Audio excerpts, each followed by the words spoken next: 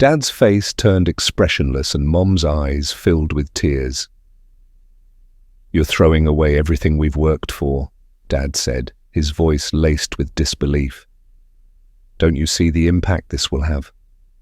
I shook my head and, lowering my voice, responded firmly, "I do see the impact, Dad, but I have to live my own life, not the one you've planned for me. Glenn makes me happy in a way I've never felt before. I can't ignore that." Mum's tears fell freely as her voice trembled. "We only want what's best for you. We thought we were guiding you toward a successful and fulfilling life." I looked at them, my heart breaking. "I understand, but your vision of what's best for me isn't the same as what I need for myself. I love you both, but I have to follow my own path." The conversation ended in a heavy silence. My parents, deeply hurt and disappointed, struggled to understand my decision. It was clear they weren't ready to accept my choice. Before we dive in, make sure to like this video, subscribe to our channel, and hit the notification bell. Welcome to Revenge Scales, where justice always finds its way.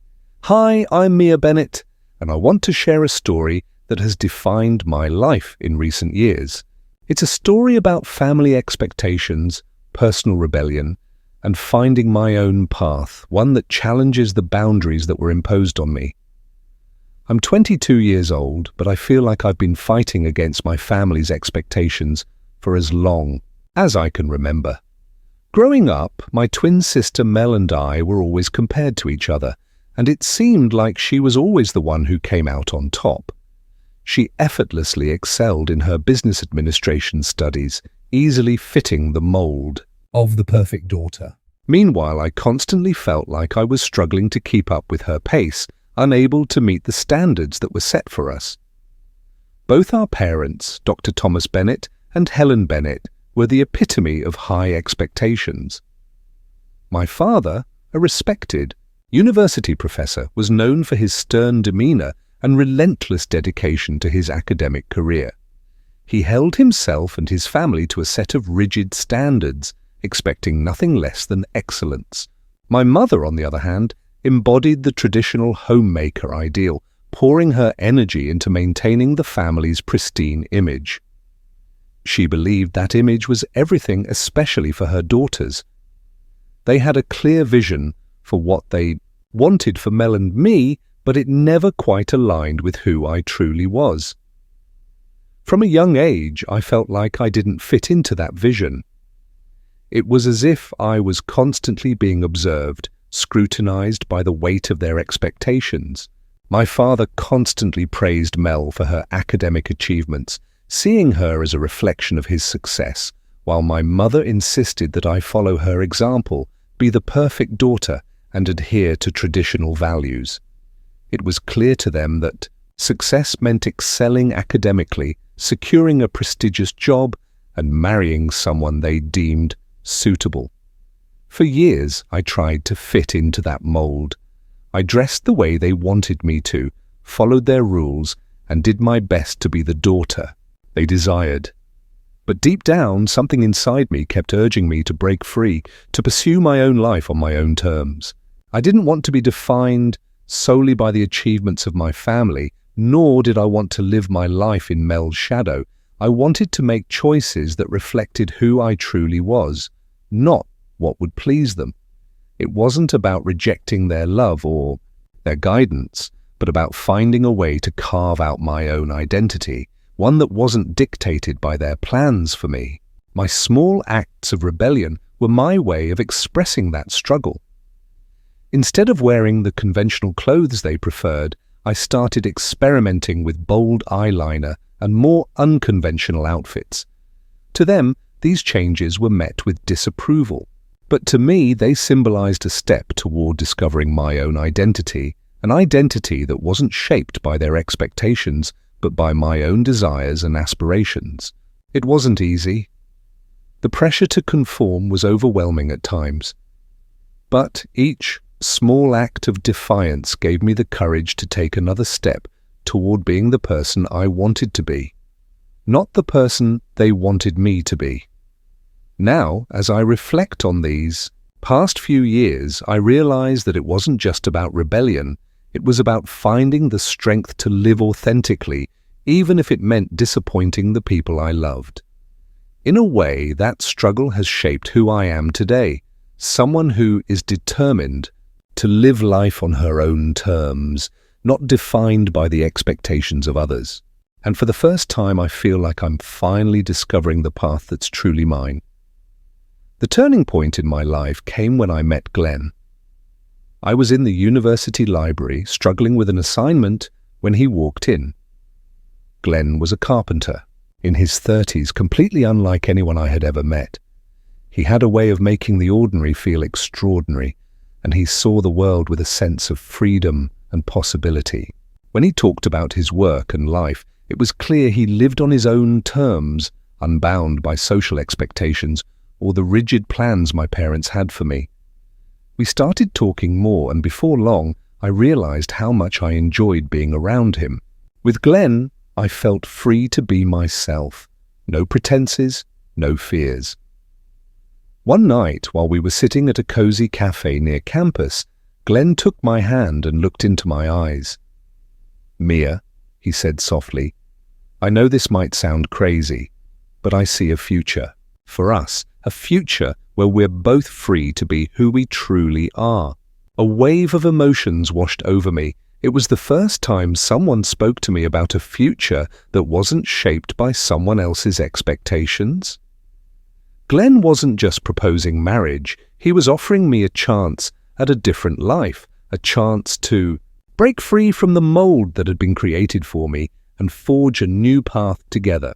When Glenn proposed, I knew my parents would never approve. They had always envisioned me with someone who fit their idea of success, a person who met their social and academic standards. But Glenn was everything they disapproved of. He had lived a life of spontaneity and freedom, far removed from the academic and social circles my parents valued so highly. Despite knowing the challenges ahead, I said yes. For the first time, I was choosing to live for myself. It was a huge step, one that would eventually lead to some of the hardest decisions of my life. When the time came to introduce Glenn to my parents, I was filled with anxiety. My heart raced as I led him into the house, desperately hoping they could see how happy he made me. But deep down, I feared their reaction. Dad was in his study, surrounded by piles of books and papers, barely glancing up as we entered, his focus entirely on his work. Mum was in the kitchen, preparing dinner with precise movements, her expression distant and lost in thought. "Mia, there you are," Mom said as we walked in. Her eyes shifted to Glenn, narrowing slightly. "And who's this?" I took a deep breath. "Mom, Dad, this is Glenn. He's a carpenter and he's very important to me." Dad finally looked up from his papers, his gaze critical. Glenn, ever charismatic, smiled warmly. "It's nice to meet you, Mr. and Mrs. Bennett," he said, his voice steady and genuine. "Tell us about yourself," Dad said, his tone polite but distant. Glenn's smile never wavered. "I'm a carpenter, as Mia mentioned. I love what I do, and I've always believed in living life my own way. I know it might seem unconventional, but I think it's important to stay true to yourself." Mum's lips pressed into a thin line, and Dad's expression grew even more critical. It was clear they weren't impressed. Dinner was tense and awkward. I tried to steer the conversation toward lighter topics, but every attempt was met with cold indifference. Dad watched Glenn closely, as if searching for flaws, while Mum seemed to rehearse a disapproving speech in her head. After dinner, I knew the confrontation I had been dreading was imminent. As we were saying goodbye, Dad cleared his throat. "Mia, could you come with me to the study for a moment?" My stomach churned as I followed him, with Glenn trailing behind me. Once inside, Dad closed the door, his expression as stern as ever. "Mia," he began, "I need to be honest with you. We've always had certain expectations for you and your sister. It's important for the reputation and future of our family." I swallowed hard, trying to stay calm. "I understand, Dad, but Glenn makes me happy." "Doesn't that mean something?" Dad's face grew even sterner. "This isn't just about happiness, Mia. It's about making decisions that align with the family's values and the future we've envisioned. Glenn, though he may be a good person, doesn't fit that image." Mom nodded, her eyes fixed on me. "We've been very clear about what we expect from you. If you choose to be with Glenn, you must understand that it means going against everything we've worked for and what we believe is best for you." Glenn's concerned gaze met mine. "Mia, what are they saying?" Dad took a deep breath before delivering his ultimatum. "You have a choice, Mia. Either you stay with us and follow the path we've laid out for you, which includes ending this relationship, or you choose Glenn and leave this family behind. It's a difficult decision, but it's yours to make." Dad's words hit me like a ton of bricks. I had always known this moment might come, but facing it was entirely different. My heart pounded as I tried to process the ultimatum. Glenn's hand found mine, offering comfort and solidarity. "Whatever you choose, I'll support you," he said, softly. "But I hope you choose what truly makes you happy." The sincerity in his words and his unwavering support left me in turmoil. I had spent my whole life trying to meet my parents' expectations, but now I was being asked to choose between my happiness and their approval. It was a choice no one should have to make, but it was my reality. As I left the study, I knew the decision ahead was monumental. It wasn't just about choosing between Glenn and my parents. It was about my future and what I truly wanted for my life. The tension and uncertainty were suffocating, and the path forward felt both daunting and exhilarating. The following days were filled with sleepless nights and endless contemplation. I knew this decision would define the rest of my life. Whatever I chose would come with its own set of challenges and sacrifices, but for the first time, I felt a spark of hope and determination to live a life true to myself. The days after the ultimatum were some of the hardest of my life. Every conversation with my parents felt like a battle. Every word exchanged laden with unspoken tension. I knew choosing Glenn meant walking away from the only life I had ever known, but the more I thought about it, the clearer my path became. Glenn and I spent long hours discussing our future, everything from the small details of daily life to our dreams and fears. His unwavering support made me feel less alone in such a tumultuous time. He was my rock, the person who made me feel like I was finally living for myself instead of trying to meet everyone else's expectations. One night, as we sat together in the cozy living room of the small apartment Glenn had rented, he took my hands in his. "Mia, I want you to know that no matter what happens, I'm here for you. I know this isn't easy, but I believe in us." His words were a balm for my troubled heart. "I just don't know how to tell them," I admitted, my voice cracking. "I know it'll hurt them, but I can't keep living under their shadow." Glenn gently squeezed my hands. "It's not about hurting them. It's about choosing your happiness. You deserve to live a life that feels right to you." The decision was made. I couldn't live a life defined by my parents' expectations anymore. I was ready to embrace a future with Glenn, even if it meant leaving my family behind. That weekend, I made the difficult decision to have one last conversation with my parents. I wanted to face them directly so they could see my determination and hear my reasons for choosing Glenn. My heart pounded as I entered the family home, my stomach in knots. Mum and Dad were seated in the living room, their expressions a mix of concern and anticipation. I took a deep breath and began, "I've made my decision. I'm choosing Glenn. I can't keep living a life that isn't true to who I am." Dad's face hardened and Mum's eyes filled with tears.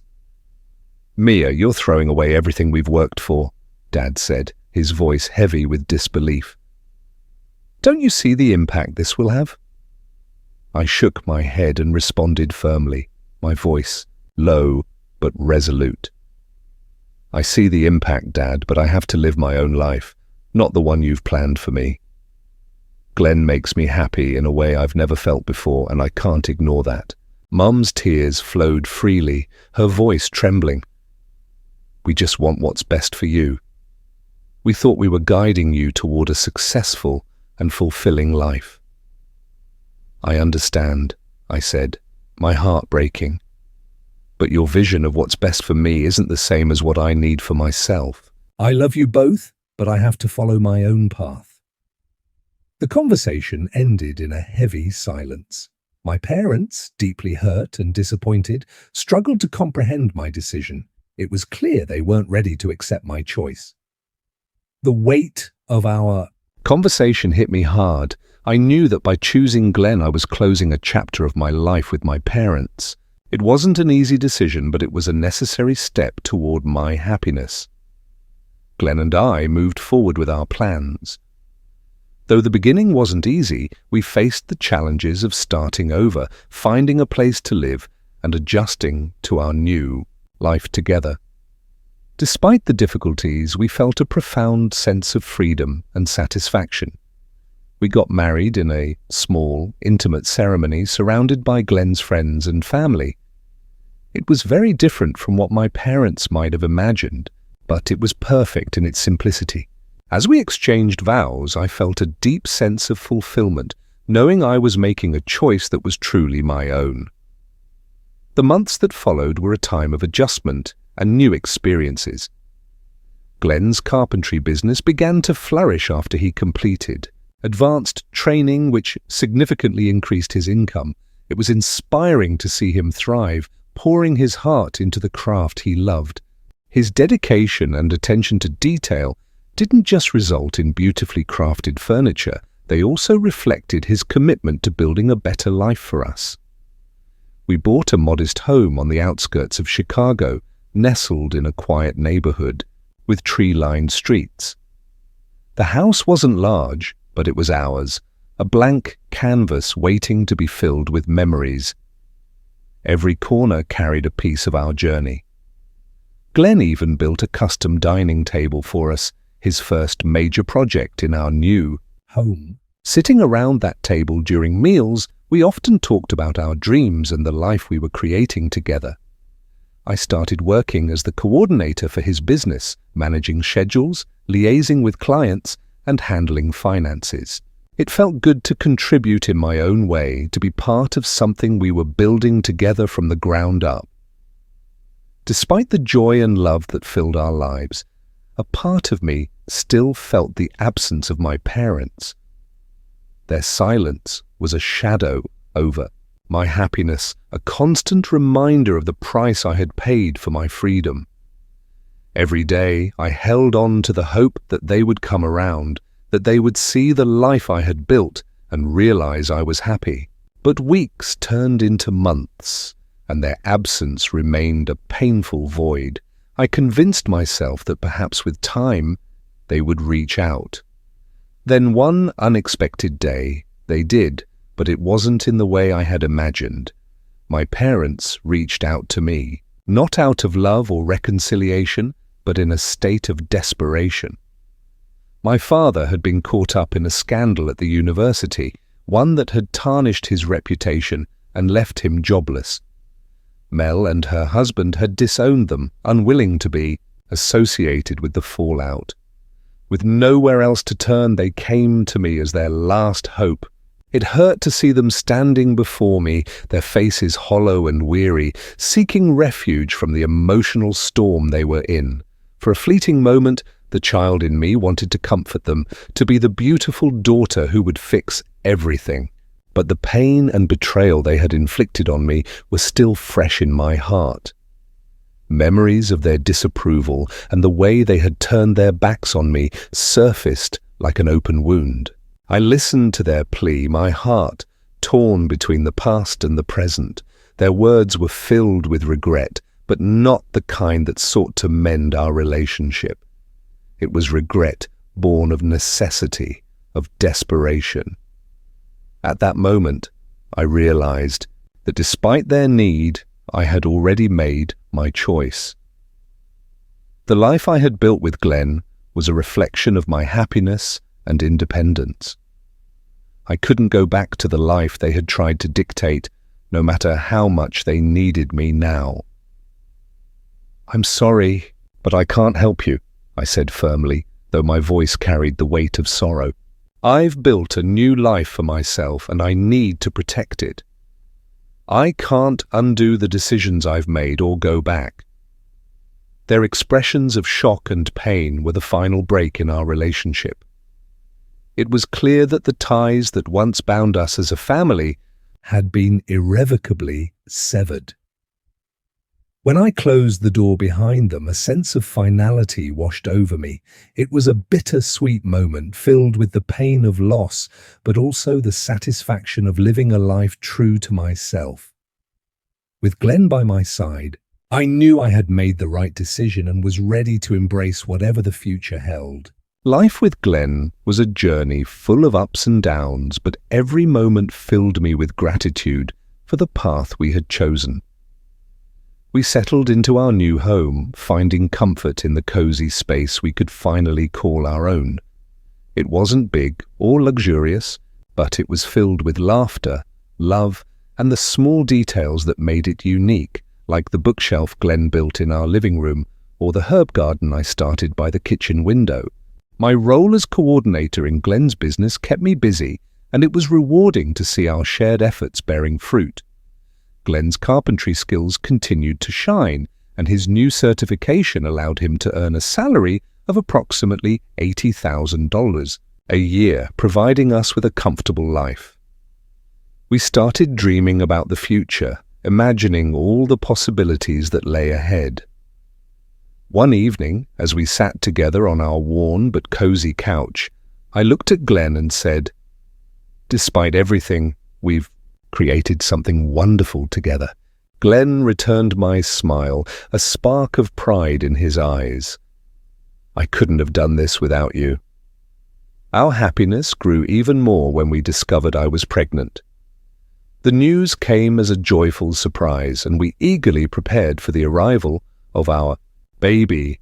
Glenn threw himself into creating the nursery, crafting every piece of furniture by hand, the crib, the rocking chair, even the shelves, all made with love and care, his way of welcoming the newest member of our family. When our son was born, we named him Sawyer, a name inspired by Glenn's carpentry work and the tools that had built our dreams. Holding Sawyer for the first time was a profound moment filled with love and hope. He represented the future we had dreamed of, a new chapter in our lives that brought immense joy. As I looked into Sawyer's tiny face, I felt a deep sense of peace. Despite the absence of my parents, I had found solace in the life I had chosen. The journey had been challenging, but it had led me to a place where I could truly be myself. One night, as Glenn and I stood together in the nursery, he ran his fingers over the wooden crib he had built and said, "This crib is just the beginning. I'm going to build a future for him that he'll be proud of." I nodded, tears in my eyes. "And we'll do it together." The journey ahead would undoubtedly bring challenges, but I was ready to face them, guided by love, hope, and the strength we had built as a family. Together we would continue to build one step at a time, knowing that the life we were crafting was more fulfilling than anything we could have ever imagined. Thank you for listening. I'd love to hear your thoughts. Leave a comment below if you enjoyed the story. Subscribe and like the video to discover more. Your support means a lot.